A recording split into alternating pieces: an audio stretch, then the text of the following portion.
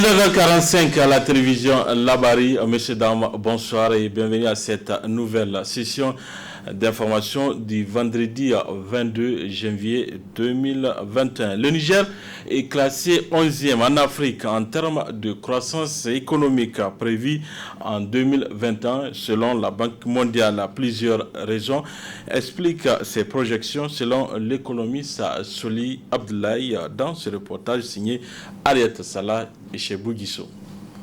Selon les projections 2021 de la Banque mondiale, le Niger va atteindre un taux de croissance économique de 5,1%, classant ainsi le Niger à la 11e place sur 52 pays africains. Qu'est-ce qu'il faut entendre par croissance économique? Soli Abdoulaye, économiste, explique. Tout pays est animé durant une année, 12 mois, à travers un certain nombre d'activités économiques, celle des productions des biens et services.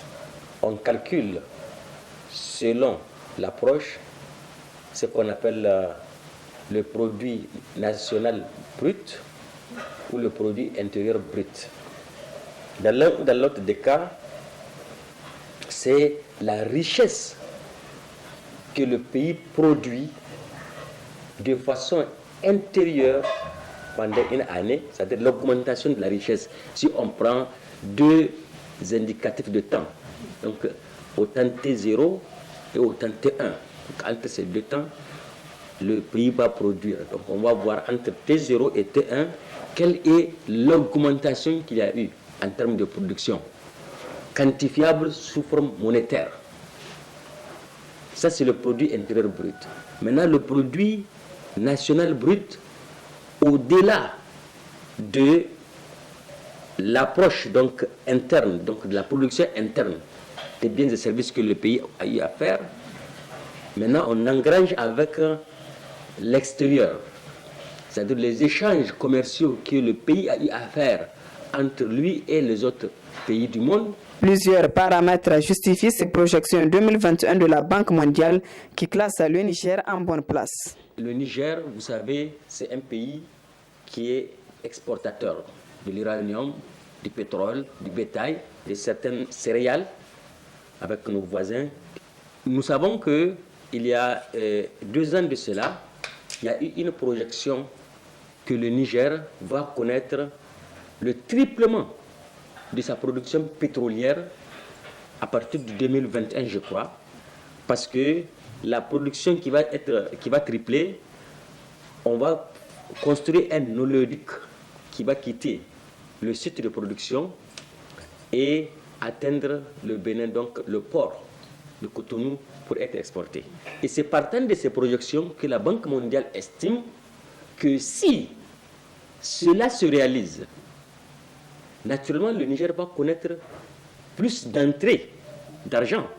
Il ne faut pas oublier aussi que l'année 2020 a été une année pluvieuse. Nous n'avons pas connu de sécheresse, même s'il y a eu des inondations par-ci, par-là. Mais les agriculteurs ont eu à quand même engranger beaucoup de récoltes. Et du point de vue des animaux, nous avons eu du fourrage qui a permis de nourrir les animaux qui vont être exportés davantage. Donc tous ces éléments peuvent permettre à ce que notre économie connaisse une croissance. Pourquoi cette bonne croissance économique n'est jamais profitable au peuple nigérien? L'économiste Soli répond en ces termes. Tout dépend de la politique, n'est-ce pas, que les dirigeants vont adopter au Niger. On peut bel et bien avoir des milliards et des milliards, mais que ces milliards soient investis dans d'autres choses, dans d'autres priorités qui ne sont pas les priorités qui doivent permettre à l'indice de développement humain de croître. N'est-ce pas? Si on a des milliards et qu'on continue à construire des trucs de luxe, n'est-ce pas? Au lieu d'investir dans l'agriculture, au lieu d'investir dans l'élevage, dans la santé, dans l'éducation, mais naturellement, la croissance, elle est là, mais le bénéfice ne va pas à ceux qui sont en tout cas désireux de ces bénéfices. Et donc, on va toujours avoir ce même indice de développement humain qui est en bas, parce que l'indice de développement humain n'est pas calculé en fonction de la croissance, il est calculé en fonction de ces éléments au niveau de ces secteurs clés, qui sont les secteurs de l'agriculture de l'élevage, de la santé, de l'éducation. Il faut noter que le Niger est très loin devant le Nigeria, le Ghana et l'Afrique du Sud dans ce classement économique de la Banque mondiale. Le 5e tirage de la super promo initié par la société Canal+, ce sont 10 abonnés qui ont bénéficié de la générosité de Canal+ et de ses partenaires. La cérémonie de réception de l'eau s'est tenue hier au siège de Coris Bank. C'était devant Ismaël Moumouni et Abdel Nasser Sen. Raviver la joie dans le cœur de leurs clients qui seraient abonnés ou activer un nouveau kit, objet de cette super promo initiée par Canal+ Niger. Ainsi, 10 abonnés tirés au sort vont bénéficier de la générosité de Canal+ et de ses partenaires. On a déjà eu à procéder à 4 tirages, donc le 24 décembre dernier, le 31 décembre, le 7 janvier et le 14 janvier. Nous sommes donc aujourd'hui réunis pour notre 5e tirage. Donc le principe de la super promo consiste en fait à récompenser nos abonnés fidèles. Donc chaque semaine, 10 abonnés sont tirés au sort pour venir en fait récupérer les cadeaux qui ont été prévus à cet effet. Le tirage d'aujourd'hui a consisté à prendre en compte tous les actes qui ont été réalisés entre le 13 janvier et aujourd'hui. Ça veut dire tous les abonnés en fait qui ont posé un acte de réabonnement sur cette période ou qui ont acheté un décodeur nouveau et qui l'ont installé. Donc, entre le 13 et aujourd'hui, on a recensé 19 695 abonnés et 10 € gagnants ont été tirés au sort en présence d'huissier hier. Donc, le principe consiste tout simplement à récupérer cette liste d'abonnés-là et de manière totalement aléatoire, grâce à un fichier Excel, on sélectionne 10 personnes qu'on appelle la veille pour leur donner rendez-vous le jour même du tirage afin qu'ils puissent récupérer les cadeaux qui leur ont été promis.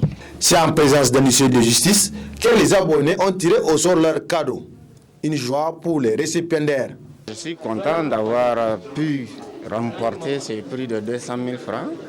Comme ils nous ont dit qu'on a été choisi parmi près de 20 000 candidats. Donc vraiment, je suis très content que le fait que je sois élu parmi les heureux gagnants. Aux autres abonnés de Canal+, vraiment, je leur demande vraiment de se réabonner.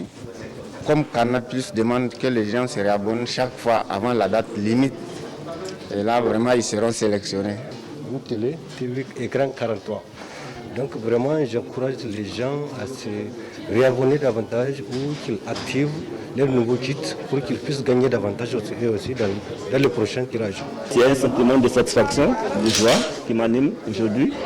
Je remercie Canal+ et son partenaire Coris Bank pour l'effort consenti, pour les cadeaux qui nous ont été offerts. Donc, comme je l'avais dit, j'avoue qu'au départ, je n'y croyais pas quand on m'avait appelé pour me dire que je suis parmi les gagnants. Et il a fallu que je sois présent ici pour constater vraiment la véracité. Et j'en appelle vraiment aux abonnés Canal+, de faire comme moi, d'activer leur abonnement afin d'être éligible pour le prochain tirage. Une Toyota Roche, un compte bancaire de 5 000 francs, un abonnement tout canal, un téléviseur 50 pouces et bien d'autres lots sont à y gagner pour le tirage final prévu le 2 février prochain, juste en se réabonnant ou en activant un nouveau kit. Au Niger, dans la région de Difa, il est de coutume pour les femmes d'utiliser l'encens pour se parfumer et parfumer les habitations ainsi que les habits. Comment fabrique-t-on cet encens? Madame Mamadou Idi Fana nous ouvre son univers. Suivant-la dans ce reportage du studio Kalangu.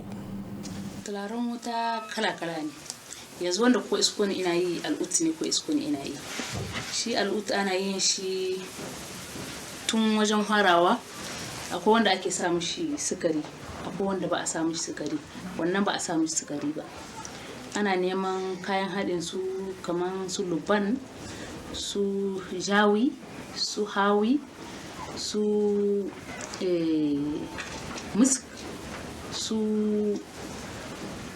turaruka kaman concentrate su ma wanda za a sa musu turaruka concentrate ana sa kala-kala ne kowa da ra'ayin shi wanda yake sawa kamar ni a nawa wanda nake sawa ina sa lonkom a bare daɗi kafin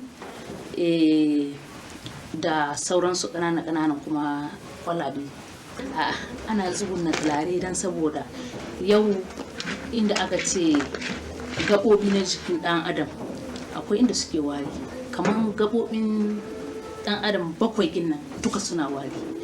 Kamar yanzu hammata waje ne mai wari, amma ka nemi tulare akwai tularen shi na musamman muna haɗawa shi ma kun gani.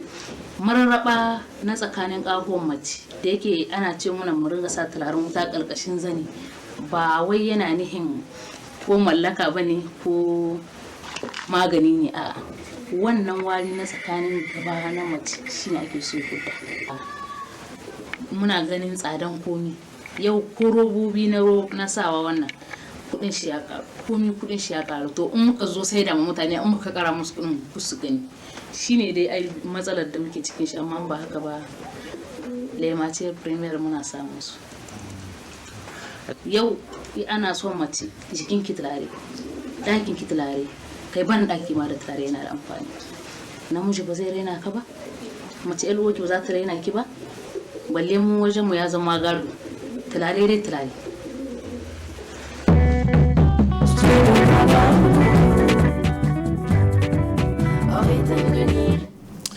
Alors à présent, dans la région de Tillabéri, plus précisément dans la commune rurale de Balayara, où une de nos équipes s'est intéressée à la commercialisation des céréales dans le marché, un marché hebdomadaire animé tous les dimanches. Il s'agit de Nafissatou Saleh et Chebou Gisso.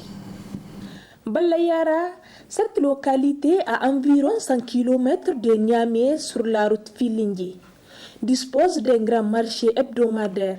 Un marché réputé pour ses bétails, mais aussi les céréales. Dans ce marché, le secteur de la vente des céréales est très animé. Les produits sont disponibles, mais un peu chers comparé à l'année passée à la même période. Plusieurs raisons expliquent cette cherté.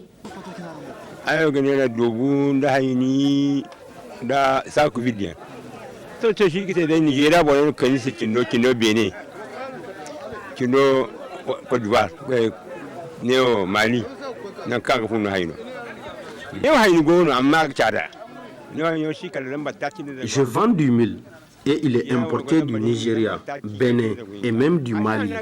Le sac du mil du Niger est cher. Il coûte 24 000 et celui du Nigeria coûte 19 000. Et la tasse du mil coûte 650, le sorgho 600 et le maïs 600, le haricot 750. Et toutes ces difficultés, c'est parce que nous n'avons pas de l'argent. Et vu l'inondation passée, tout est dans les champs.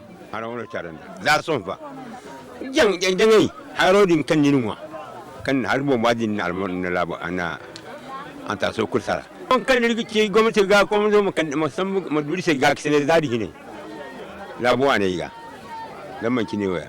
Abdul Aziz Garba, venu d'un village environnant pour payer les haricots, il trouve les prix chers et il ne le cache pas.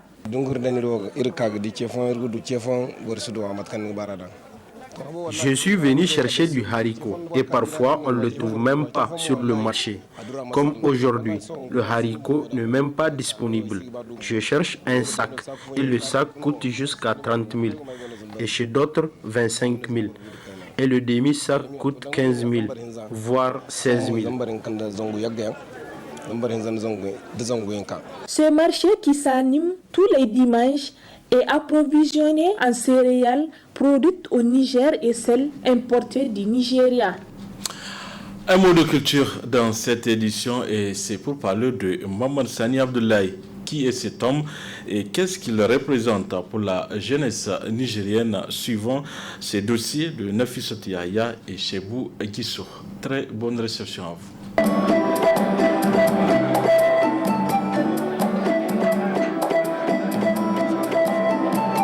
Très connu du grand public nigérien et d'ailleurs, cette figure emblématique de la culture nigérienne n'est plus à présenter. Il s'agit de Maman Sani Abdoulaye. J'ai été professeur de français et d'anglais. J'ai enseigné donc le français et l'anglais dans les années 70. Et ensuite, j'ai travaillé à la Commission nationale pour l'UNESCO. Je m'occupais des clubs UNESCO. Bon, et souvent, j'étais avec les élèves dans les CEG. Et j'ai un peu voyagé à travers le monde à cause de ces réunions de l'UNESCO. Et parallèlement, moi déjà j'aimais jouer de la musique. Quand j'étais normalien, je jouais de l'harmonica. Et je suis passé à la guitare. De la guitare, je suis passé à l'orgue, comme on dit. Les gens disent que je suis pianiste, c'est faux, je ne suis pas pianiste. C'est plutôt un musicien électronique qu'on dit maintenant, parce que les claviers que nous avons aujourd'hui, vous les voyez, ils peuvent jouer toutes sortes de sons. C'est des claviers arrangeurs. Donc à l'époque, en 1979, j'avais une Roadmaster Honda 185. J'ai vu l'annonce, l'ambassadeur du Niger, Abdallah Wafi, qui repose en paix, il était étudiant à l'université du Bénin. Il a ramené un clavier et il a mis l'annonce dans le Sahel quotidien. Vent orgue électronique à 2 claviers, Orla Compagnon Duo, ça c'est le nom du clavier. Donc j'ai vu que vraiment c'est ce qu'il me fallait, parce que de la guitare, pour passer de la guitare au clavier, quand même, j'étais à un séminaire en 1978 avec des Africains, et l'orchestre Ankassawa de Maradi nous a reçus dans le bar qu'on appelle la Maikina Loka. On est venu et je leur ai dit, bon, il faut bien qu'on ne va pas se coucher à 8h, 20h. On est parti, j'ai joué et il y avait un Burundais qui m'avait accompagné à l'orgue. Quand j'ai écouté ce qui a été, j'ai dit, mais voilà, c'est ça l'instrument qu'il me faut. Donc en 1979, j'ai vendu ma moto et j'ai acheté le clavier. Quand je partais à Paris, j'ai acheté des petits manuels là, parce qu'en musique, il y a ce qu'on appelle l'harmonisation. Il y a des accords que tu joues avec ta main gauche et la main droite, tu joues la mélodie. C'est ça. Donc je me suis lancé des défis, des chansons que je connaissais dans les années 60, 70, que vous appelez maintenant les chansons oubliées. Bon, si elles étaient oubliées, on n'allait plus en parler. Peut-être les chansons inoubliables. Moi, je les jouais, des morceaux des Américains, du répertoire américain, du répertoire français. Et les chansons que j'entendais autour de moi, après les festivals ou bien pendant ma tendre enfance, j'ai eu à reprendre ces chansons pour jouer. C'est comme ça que je suis arrivé à cette histoire de clavier, d'Imam Mansani et son orgue. Pour beaucoup, Maman Sani, en plus d'être une icône de la culture nigérienne, représente une source d'inspiration. Aujourd'hui, Maman Sani, grâce à ses pianos, aujourd'hui beaucoup de Nigériens écoutent sa piano puisque ça relève pour moi, c'est comme si c'est notre identité culturelle façon. Et si nous prenons par exemple la majorité d'artistes nigériens composent ces chansons, ils modernisent ces chansons pour composer et aussi leurs propres chansons. En tout cas, je l'encourage beaucoup puisque c'est une pensée intérieure qui nous relève derrière même. C'est ce que je pense de son art. Je me rappelle bien, il y a une chanson qu'il a composée, je crois bien c'est Niger, mon beau pays, je pense bien. Et il y a aussi une autre chanson qui s'appelle Salamot qu'il a composée. Et aujourd'hui, grâce à ces chansons, puisque d'ailleurs même c'est ça même l'œuvre d'un artiste. Un artiste, il essaye de nous rappeler soit des faits passés, soit il essaye de nous donner une sensibilité, c'est-à-dire quelque chose qui touche au fond de nous-mêmes. On a écouté M. Maman Sani. Elle nous a joué un piano, c'est très exceptionnel. J'ai vraiment apprécié. Depuis même, je le regardais souvent dans la télé. Je l'apprécie vraiment. Il me donne envie d'apprendre ou bien il me donne envie de savoir comment jouer le piano là. Comme nous ici, on n'encourage pas ça, on ne connaissait même pas ça. Mais lui, vraiment, ça me plaît, sa façon de faire. Oh, j'aimerais assez qu'il ne soit pas le seul.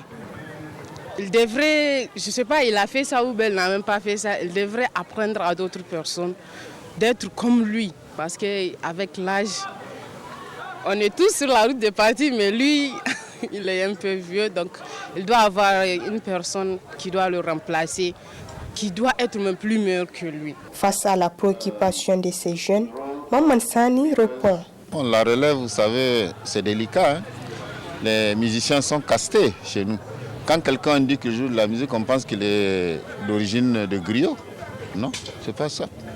Moi, le jour où quelqu'un voudrait connaître mes origines, je vais lui donner mes origines du côté de mes parents paternels, ensuite maternels. Je veux même l'édifier, je peux l'inviter à aller jusqu'à Accra pour aller voir là où mon arrière-grand-père a été chef. Avant Accra, il y avait Osso à chanter. Et du côté du parent maternel, on a quitté le nord de Tchinta pour venir s'installer au bord du fleuve. Dalway et Zigda aujourd'hui sont rive gauche, rive droite. Vous voyez. Donc c'est ça mes origines, mais l'un dans l'autre, je vous dirais aussi qu'il y a le premier professeur de musique du lycée national de Niamey, Jibo Kando, qu'il repose en paix. À un moment donné, il était même dans le jury du prix d'Angourmou parce que il a fait des études pour la musique. Il a enseigné, mais après, il faisait autre chose. Ça lui a coûté son mariage parce que quelqu'un a dit voilà, ouais, donc moi, c'est pas mon problème de savoir s'il y a une relais ou pas. S'il y a des gens qui jouent, je vais vous donner l'exemple. Il y a Salih Sourabé qui de temps à autre fait des jingles. Il y a Pépé Mabuse, il y a Mensa. Bon, ces noms, ça sonne peut-être pas africain, mais ils sont dans le décor, le paysage culturel du Niger, musical du Niger. En Afrique, quand un vieillard meurt, c'est toute une bibliothèque qui brûle, disait Amadou Ampateba. Alors, n'est-il pas temps pour la jeunesse nigérienne de s'intéresser à l'apprentissage de cet art pour une conservation de la culture nigérienne?